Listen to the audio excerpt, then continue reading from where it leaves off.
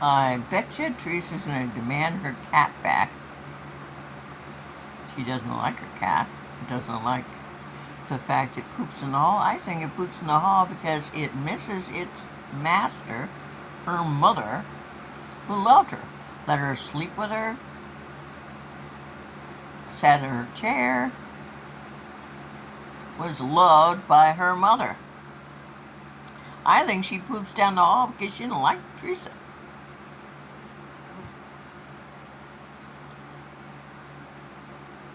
I thought about going behind all the trailers down to my home. And I thought, well, the landlord saw me coming up here with my cat cage that needs a good washing. Um,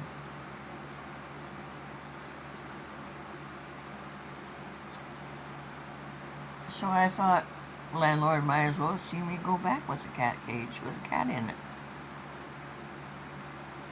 Always do things that might seem underhanded, above board, so no one can think that you're doing something crooked. There's this lovely lady down the street. Her first name is Betty. She's my age. She shares her food from the kitchen with me.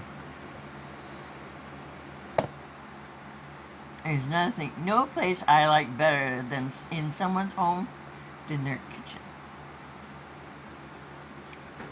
Unless they have a library. I like their libraries too. I wasn't keen on the cornbread, but I found that raccoons and possums like it.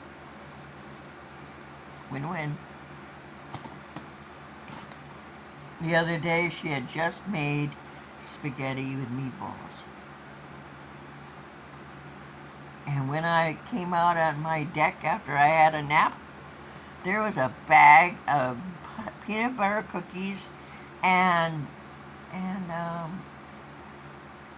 spaghetti and meatballs.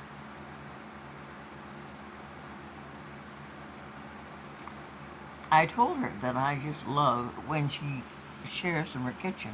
She said the most Christian-y thing I've heard since I've been back in Iowa. Since 2005, I don't mind sharing with you from my kitchen.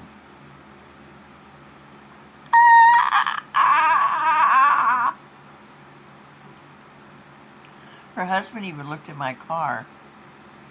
Not recently. It didn't do it any good.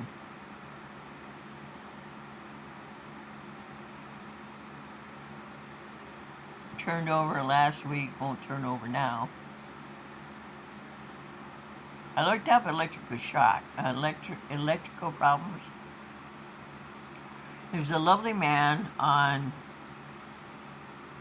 YouTube, and he drew a diagram, and I subscribed to his channel. All my folders are something you can get into and look at on YouTube. There's some neat things I have. Plus I have Time Team and different things like that. Fly zone free. And so he said, you know it's an electric shock if when you turn on your car, all you get is horn. I have had that since the landlord destroyed my key ring. Put in the key, you get honk, honk, honk, honk, honk, honk. I sound like a foghorn. Honk. Well, I'm going to do a couple of things and take a little nap. I swept my front and my kitchen. Sadie had a mouse yesterday afternoon. They only eat a portion of it, like the head, but not the hindquarters or the tail. Quarters, not corners. And I have to drink my beverage, which is frozen water. I love my frozen water. Because for 2 summers in a row, all I had was warm water from the tap. It's the greatest thing. I have 2 freezers that freeze water. When I can afford it, I'm sending 2 to Ruth in Arizona. Yeah, I won't have to worry about her not having food. She can buy it and freeze it.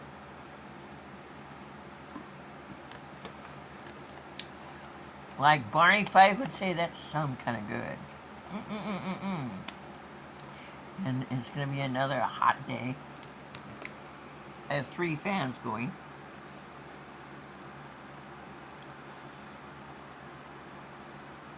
So, we'll be fine.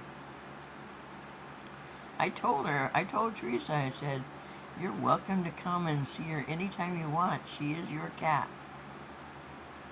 You don't have to worry about her pooping in your halls or trying to euthanize her. She's not sick.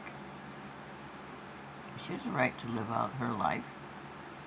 She's probably in the best place she's ever been besides with her human. She's in Pretty Bird and Mrs. Pete's room right around the corner from my bathroom. She won't have to worry about any other cat picking on her. She won't have to sit outside in the hot sun underneath a long chair, staring at the door, hoping that some human would say, come on in. It's okay. I still love you. How hard is that to say? Maybe I'll see you later. Bye.